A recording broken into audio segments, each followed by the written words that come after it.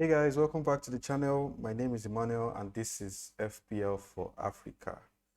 Okay, so in the last game week, I managed to score about 70 points despite the fact that I didn't use wildcard, which was the most popular pick last week. I decided to stick it out and it worked. Not as good as I would have hoped, but it was fine. It was actually fine. I only made one silly mistake. I took out Ronaldo for Mbappe because I felt France was going to steamroll Portugal. In as much as I'm supporting Portugal for the tournament, it was very, very poor from Mbappe, and he was fortunate to get the penalty because I don't feel that was a penalty. Looking at that, I do not feel they deserved that penalty. But it's all good. If you notice, I mentioned something in the last video. I said I wasn't going to be using my wild card because I have a plan of using the wild card in the quarterfinals. And voila, we're almost at the quarterfinal. In the round of 16, which is coming up next, we have a few fixtures to look at.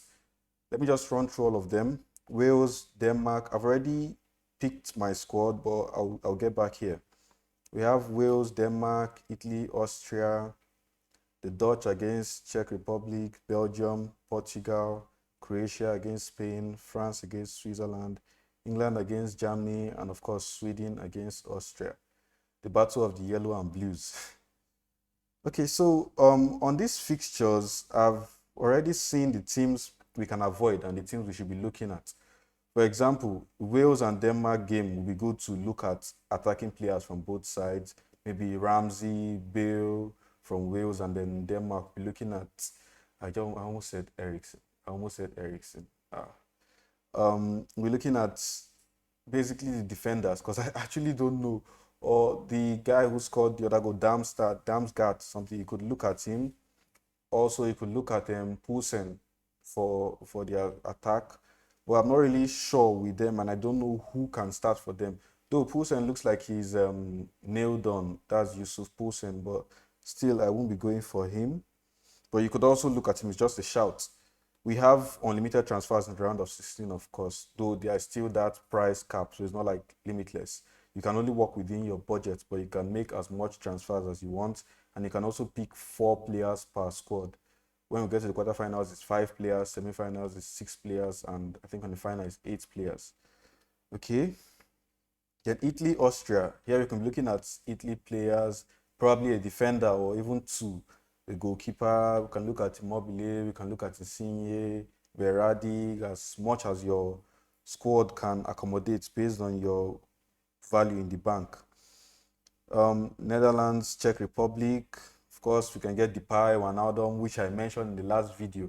And they did so well. They basically carried my team. You can look at the defender Dumfries. We look at the young if you ever feel like I'm not going that way, but you could. And Marlin, the striker who started in the last game instead of Weghorst. There was something different about that. We could all see that Marlin was more like a runner. He could run with the power, he could move around, he could do so many things. But Vegas is more like a static nine, like playing Giroud for France or something like that. So you could look at players like that, and if you want to go to Czech Republic, you could pick the striker. Why am I Schick? Patrick Schick. You could pick Schick or any other of their strikers. Belgium and Portugal. Avoid. Huge avoid. I'll be avoiding this game. I won't be going anywhere close to this game.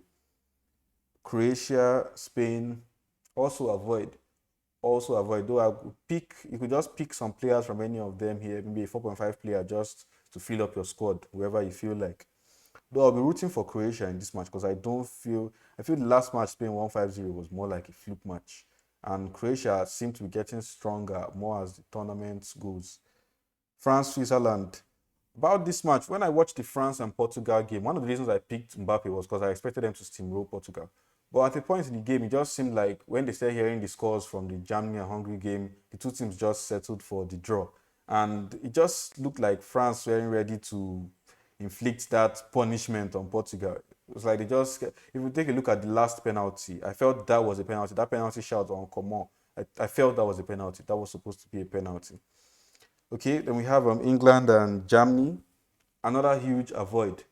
The English defense has looked quite impressive. They are yet to concede, but still, I'll be avoiding them for now because if we get the same Germany who turned up against Portugal, that game will be a whole lot different. Just imagine if they lost to Hungary yesterday and just get knocked out. That would have been very devastating. Okay, then Sweden and Ukraine. On this part, the same thing. You could just go with an attacker from each of the sides or something like that. Just maybe you get Forsberg from here. That's Sweden. You get Yamolenko, Malinovsky from Ukraine, just to fill up your squad.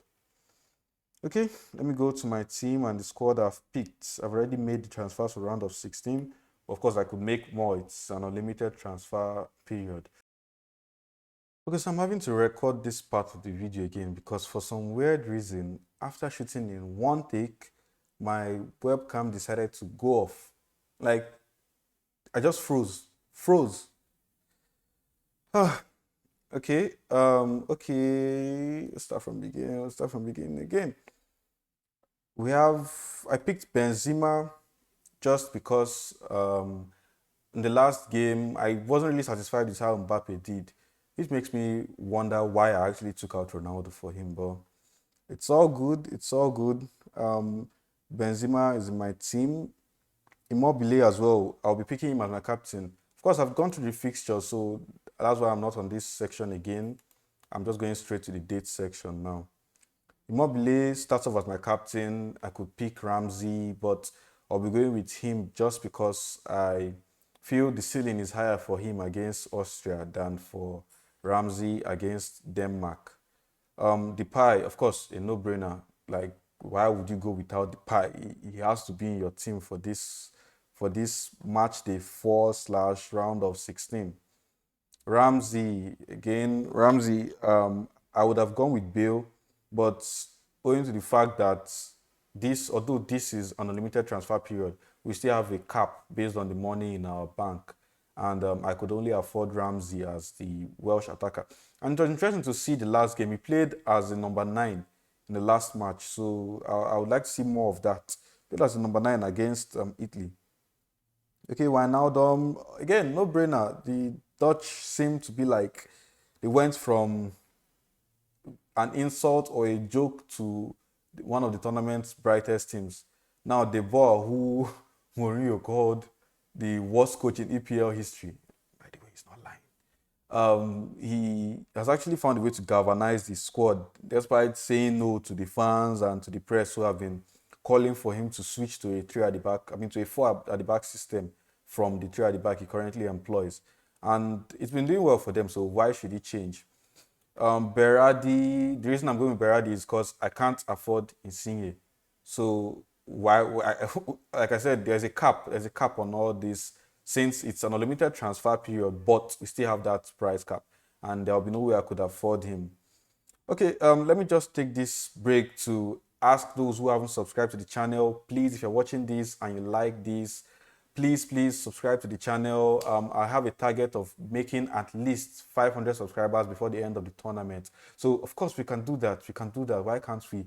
Please and please subscribe to the channel. So more people can see the content. Thank you, and you'll be an absolute legend of the channel. Of course, would you like to be a part of something that's just starting? Please and please subscribe to the channel. Spinazzola, we'll go back to the video. Spinazzola, no brainer as well. He's very attacking. He's a very attacking defender. Runs down the channels, he creates. He's a threat also to score. He's very good in front. I think apart from Gvardiol in the last game for Croatia against Scotland, I haven't seen a defender go that high as he does when he plays for Italy. And they have a favorable draw against Austria, so I'll be hoping he comes up with at least a clean sheet if he cannot give me an attacking return. Varane, France plays Switzerland in the next game, so he's a no-brainer as well for a clean sheet. I could have gone with Hernandez, but of course, he was subbed in the last match. I don't know if he's injured or something, but he was taken off in the last match. And Digne, who came on as his replacement, got injured almost immediately. And I was actually thinking that Digne was faking the injury, but he got injured almost immediately. And Rabiot had to go back there. At the point, they put Kimpembe there. But I'll be going with Varane because I know he's a sure starter in this game. Miley or Mill or Millie or what his name is for Denmark. He'll be starting as my next defender. In the last game, I would have been very pissed off if he hadn't come up with something in that match. And luckily, he came up with a goal. Ended up with 6 points. It's 8 points actually for me. And he was so attacking in that match. He was creating chances. He could have had more than one or two assists in that game, and also scored even more than what he did. With the way he was going for the mistake with him, he was always trying to cut back. He was always cutting back instead of. I can see he's a right-footed left back, so he always had to cut back on his right before he does anything, and that really disturbed his point potential. Dumfries, again, he was one of the biggest letdowns for a lot of people last game week because the board decided to rest him after a lot of people have brought him in. But I can't feel bad with him because I've had him since game week or match day one. I'm thinking it's an FPL video. I've had him since match day one, and all the points he's been getting, I've gained from them. So I can't really blame him for that. Schmeichel starts in my team again because of the funds. I can't afford a better goalkeeper. So I'll be going with him who I think he played Wales. Yeah, Denmark plays Wales. So I'm going with Schmeichel as my starting defender, while Stecklenburg is on my bench because he plays on a later date. It's not like I think Schmeichel will keep a clean sheet and Stecklenburg won't. Of course, by now you should be aware of the substitution advantage we have in the Euros 2020 fantasy. Vardy, of course, I've mentioned he was quite attacking in the last game, so of course he's in my team. Though he doesn't start, I could change him. I could change him to Pau Torres or some of the Spanish defenders, depending on how I see the game going. My temperament might change before that time. My what's that? What's the word? What's the word? My judgment, yes, could change before that time. Forsberg as well. He he has like three attacking returns in his last three games, so I'll be hoping he does more of that. And I think I wanted to put him in for Wijnaldum in the last game as my replacement for Ericsson. I'm glad I didn't actually because Wijnaldum also ended up giving me enough points. Yarmolenko, Ukraine, they play Sweden, so both of them go against each other. But of course, they're not defenders, so I'll be hoping for a gong hu match, like maybe a 3-2 or a 4-3 or 3-3 or just a high scoring game. I'll be hoping for that from the both of them. Okay. That's about it. That's about it for my team. I'll be releasing another video on the 26th, just before the matches kick off. And any other changes I could be making apart from that video I'll make will be updated on Twitter, and the links to my Twitter channel will be in the descriptions below. So you could just head over there, follow the channel, and I would reply tweets if you have any questions or something like that. I've been seeing a lot of content creators make videos on FPL. I could as well do that, but I don't want to be distracted with the Euros now. So just focus on this and make sure I'm done with this before I move over to that. I've already made my first draft and I'll be thinking over making a video. So if you want me to make a video on FPL, you could just drop a comment down there and I will think about doing that. But for now, I'm just leaving FPL. This tournament ends on the 11th of July, and FPL starts officially on the 13th, like based on the season. Season starts on the 13th of August. So we still have quite a lot of time. One month. You'll be tired of my face. You'd see me a lot. You see me a lot because I'm making videos for those who don't understand how to play FPL. I'll be doing videos for them like that. That was the initial thought for the channel, to educate people on how to play FPL, especially in the region that's titled the FPL for Africa. So for anyone who can't play, who is interested in that, I'll be releasing videos on time to that, on preseason. I'll be looking at players that could have good value. Like I remember 2 seasons ago, I went with Lundstram quite early because I noticed him in preseason playing as a midfielder instead of the defender he was listed at. And my oh my, we all know how Lundstram gave us who got on him early actually, gave us a lot of points.